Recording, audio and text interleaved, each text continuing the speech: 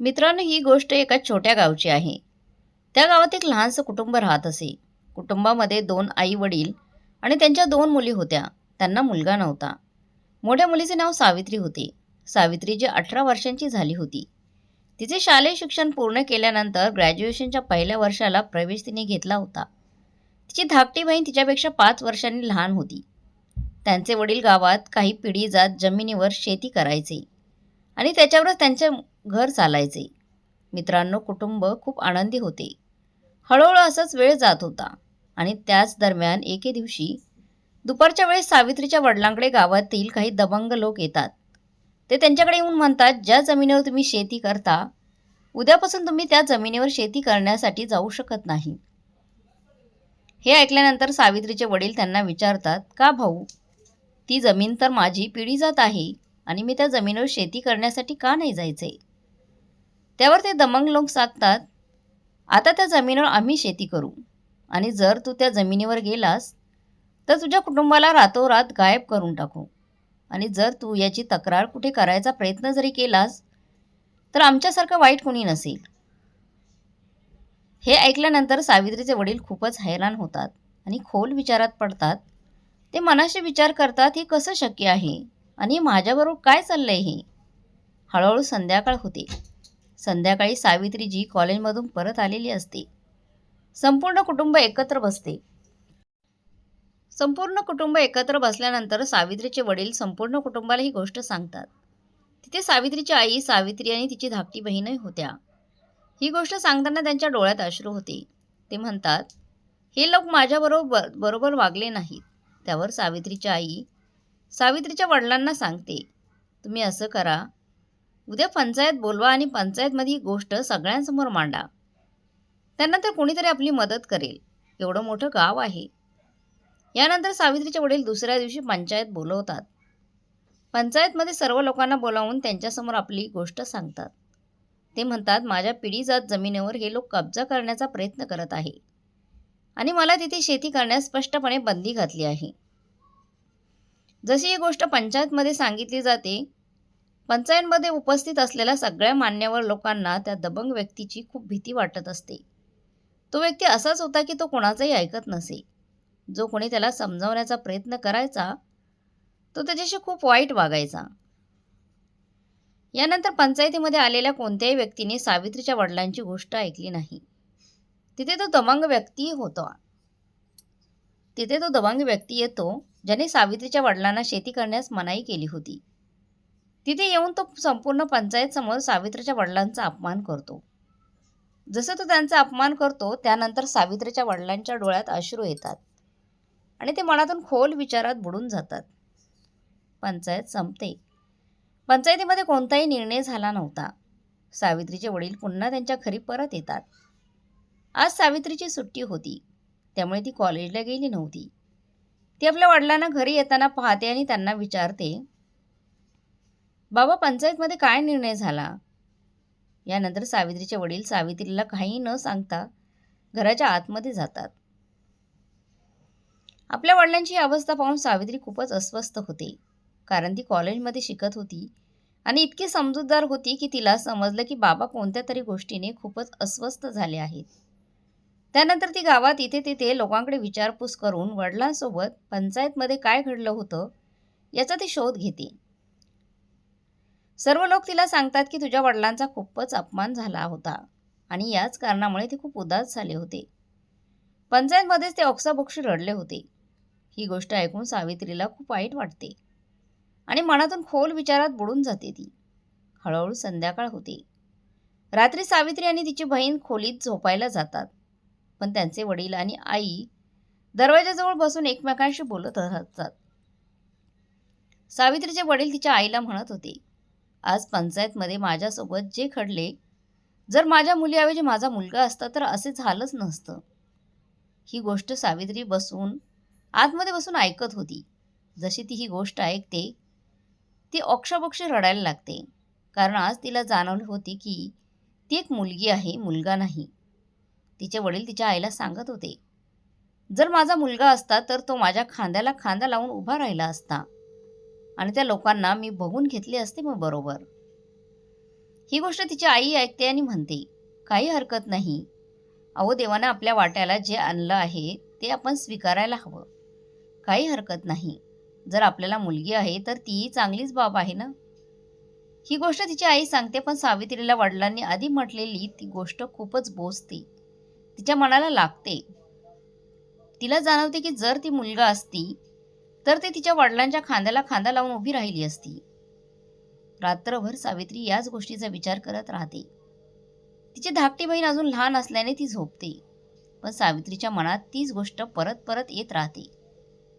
दुसऱ्या दिवशी सकाळी तिला कॉलेजला जायचं होतं. ती तयार होते आणि कॉलेजसाठी निघते, पण कॉलेजमध्ये तिच्या मनात तीच गोष्ट सतत घोळत राहते. माझ्या वडिलांची पंचायतमध्ये इतकी बेइज्जती झाली.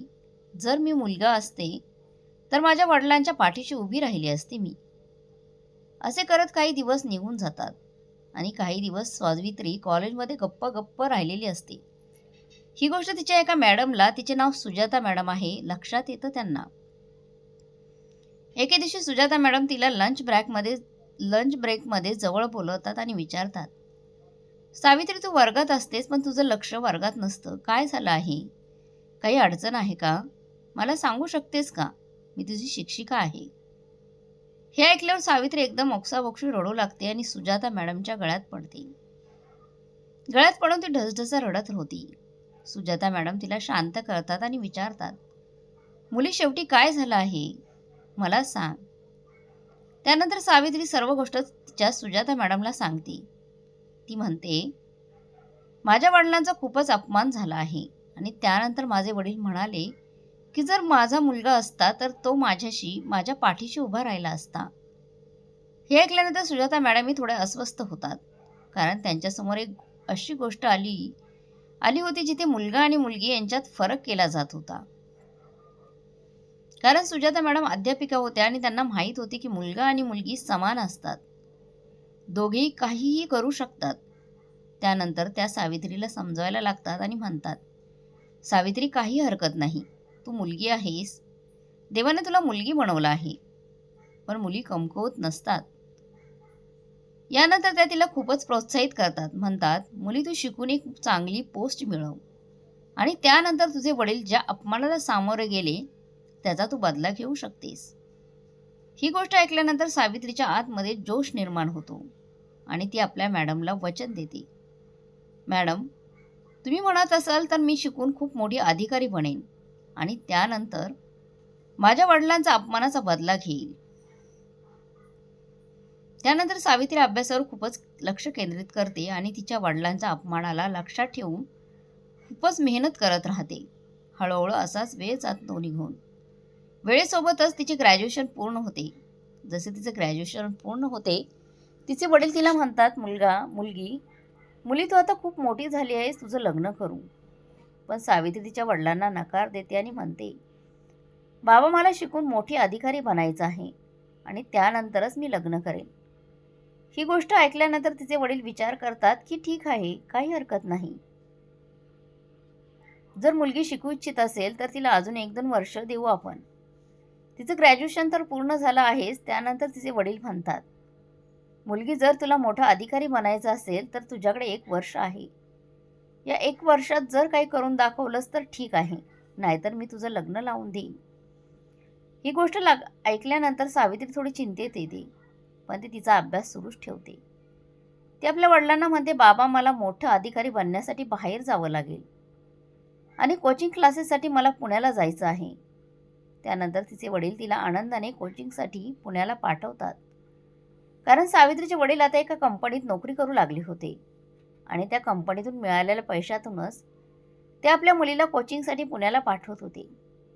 त्यांची शेती तर त्या दबंग लोकांनी काढून घेतली होती, पण कंपनीत ते ज्या ठिकाणी काम करत होते तिथे त्यांना चांगलं वेतन मिळायचं.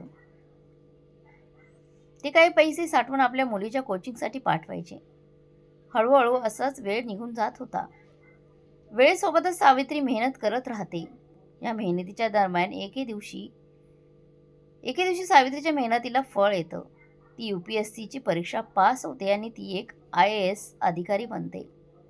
असे तिला समजते की ती IAS बनली आहे. सावित्री अक्षोभक्षी रडू लागते.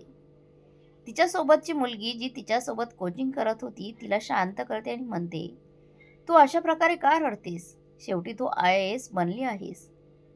त्यानंतर सावित्री थोडी शांत होते, पण तिच्या डोळ्यातून सतत अश्रू वाहत राहतात. ती आपल्या मैत्रिणीला सांगते, हे आनंदाचे अश्रू आहेत.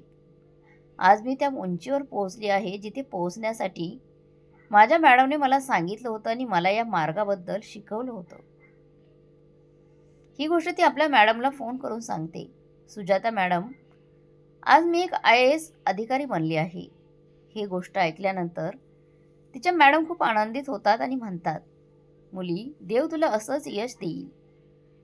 यानंतर सावित्री आनंदाची बातमी आपल्या वडिलांना सांगते आणि म्हणते, बाबा, मी IAS ऑफिसर बनली आहे.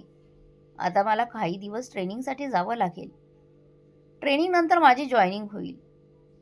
पण ते आपल्या वडिलांना म्हणते, बाबा, एक गोष्ट लक्षात ठेवा, ही गोष्ट आहे ना, गावात कोणालाही सांगू नका. तिचे वडील विचारतात, बेटा असं का? ती म्हणते, बाबा, योग्य वेळ येताच मी तुम्हाला सगळं काही सांगेन. त्यानंतर तिचे वडील गावात कोणालाही काही कळू देत नाहीत की त्यांची मुलगी सावित्री ही एक IAS अधिकारी बनली आहे. असाच काही दिवस निघून जातात. वेळेसोबतच सावित्रीचे ट्रेनिंग पूर्ण होतं. सावित्रीच्या जॉईनिंगला अजून थोडा वेळ होता. जॉईनिंग पूर्वी काही दिवस राहिले होते. त्यावेळी ती आपल्या घरी परत येते. घरी आल्यावर जसं ती घरात प्रवेश करते, तिचे आई वडील तिला बघून अक्षरशः रडू लागतात.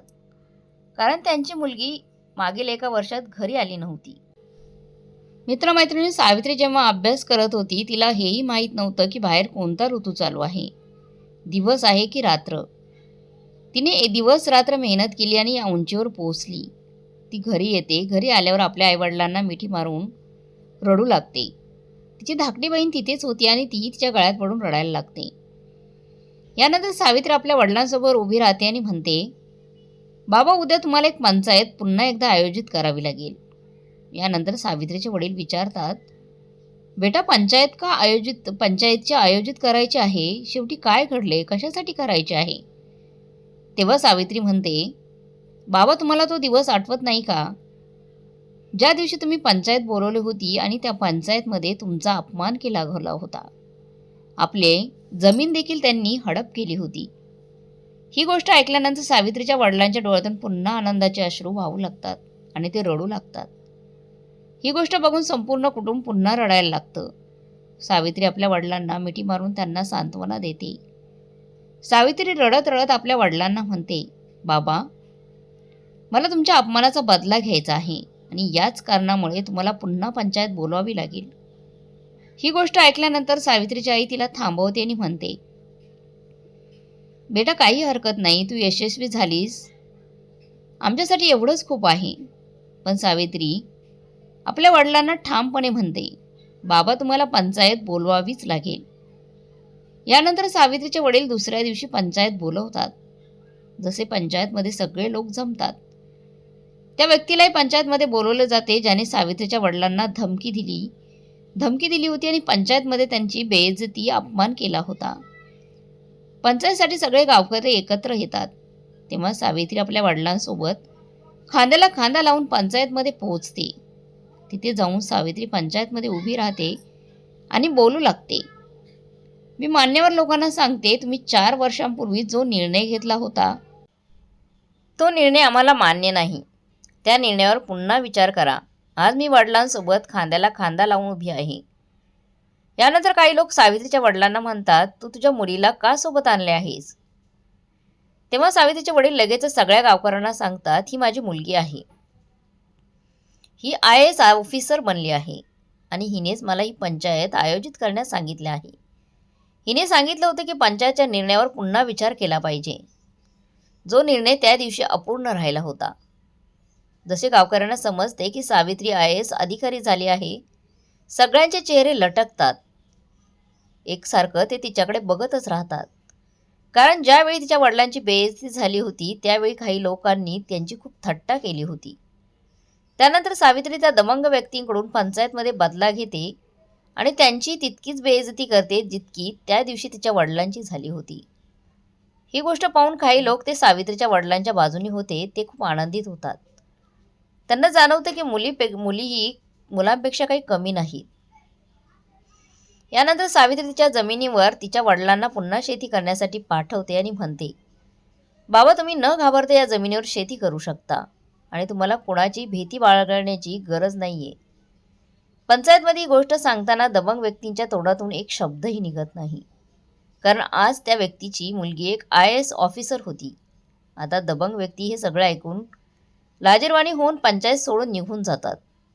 त्याला खूपच लाज वाटत होती, कारण त्याने जे काही केलं होतं ते फार चुकीचं होतं आणि आज त्याच्यासोबत जे घडलं ते अगदी योग्य होतं. गावकरी सावित्रीकडे मोठ्या सन्मानाने पाहू लागतात. त्यानंतर ती आपल्या वडिलांना घेऊन घरी परत जाते. घरी गेल्यावर तिच्या आईवडिलांसमोर आणि धाकट्या बहिणींसमोर सावित्री आपल्या वडिलांना म्हणते, बाबा जरी मी तुमची मुलगी आहे तरी मी मुलापेक्षा कमी नाही. ही गोष्ट ऐकल्यानंतर तिचे वडील पुन्हा भावूक होतात आणि म्हणतात, मुली मी तुला कधी सांगितलं होतं की तू मुलगी आहेस आणि मुलांपेक्षा कमी आहेस. तेव्हा सावित्री सांगते, त्या रात्री तुम्ही आणि आई जे काही बोलत होता ते मी आतून सगळं ऐकत होती. याच कारणामुळे मी ठरवलं की मी एक मोठी अधिकारी बनेन आणि तुमच्या खांद्याला खांदा लावून चालीन. हे गोष्टी ऐकून सावित्रीचे वडील थोडेसे लाजतात, पण सावित्री त्यांना मिठी मारते आणि म्हणते, बाबा तुम्हाला लाज वाटण्याची काहीच गरज नाही. आता लोक लाजतील ज्यांनी तुमची बेइज्जती केली होती. त्यानंतर मित्रांनो सावित्री आणि संपूर्ण कुटुंबासोबत आनंदाने काही दिवस तिथंच घालवते. सावित्रीची जॉईनिंगची वेळ येते. सावित्रीची पोस्टिंग एका दूरच्या जिल्ह्यात होते. पोस्टिंगनंतर सावित्री तिचं काम एका मोठ्या प्रामाणिकपणे आणि निष्ठेने करते. एके दिवशी ती तिच्या जिल्ह्याच्या कलेक्टर साहेबांना सांगते आणि त्या दबंग लोकांविषयी माहिती देते. हे लोक खूप चुकीचं काम करतात आणि त्यांच्या विरोधात कठोर कारवाई झाली पाहिजे. कलेक्टर साहेब सावित्रीची गोष्ट मान्य करतात आणि थेट तिथे जातात. ते त्या लोकांच्या चुकीच्या कामाविरोधात कठोर कारवाई करतात. ते दबंग लोक पूर्णतः उद्ध्वस्त होतात, कारण त्यांचे बरेचसे असे चुकीचे धंदे होते ज्यातून ते बेकायदेशीरपणे पैसे कमवत असत. कलेक्टर साहेबांनी येऊन त्या सर्व धंद्यांना पूर्णतः बंद केले होते. त्यांना समजते की त्यांच्यासोबत जे काही घडत आहे ते त्या जमिनीमुळे घडत आहे, ज्या जमिनीसाठी त्यांनी पंचायतमध्ये सावित्रीच्या वडिलांची बेइज्जती केली होती. आता सावित्रीच्या वडिलांना या सगळ्या गोष्टींबद्दल समजते, तेव्हा ते आपल्या मुलीला फोन करतात. ते म्हणतात, मुली त्या लोकांसोबत खूप चांगलं झालं. त्यांनी जे काही चुकीचं केलं होतं ते सगळं थांबवण्यात आलंय. सावित्री आपल्या वडिलांना सांगते, बाबा हे सर्व काम थांबवण्यासाठी मीच तिथल्या कलेक्टर साहेबांना सांगितलं होतं. मी त्यांना विनंती केली होती आणि त्यानंतर त्यांनी ते काम बंद केली. ही गोष्ट ऐकल्यानंतर सावित्रीच्या वडिलांची छाती आणखी फुलून जाते. त्यांना आपल्या मुलीचा खूपच अभिमान वाटायला लागतो. मित्रांनो, ही होती कहाणी एका मुलीची, सावित्रीची, जिच्या वडिलांची पंचायतमध्ये बेइज्जती झाली होती आणि त्याच बेइज्जतीच्या कारणामुळे ती एक IAS ऑफिसर बनली. मित्रांनो, तुम्हाला काय वाटते? मुलगा किंवा मुलगी काहीही कमी नाहीये. जर मनात जिद्द बाळगली तर मुलगी काहीही करू शकते, जशी सावित्री IAS ऑफिसर बनली होती. तुम्हाला काय वाटते? कमेंट बॉक्समध्ये नक्की कळवा. आणि आजची कथा चांगली वाटली असेल तर लाईक, शेअर, सबस्क्राईब नक्की करा. धन्यवाद.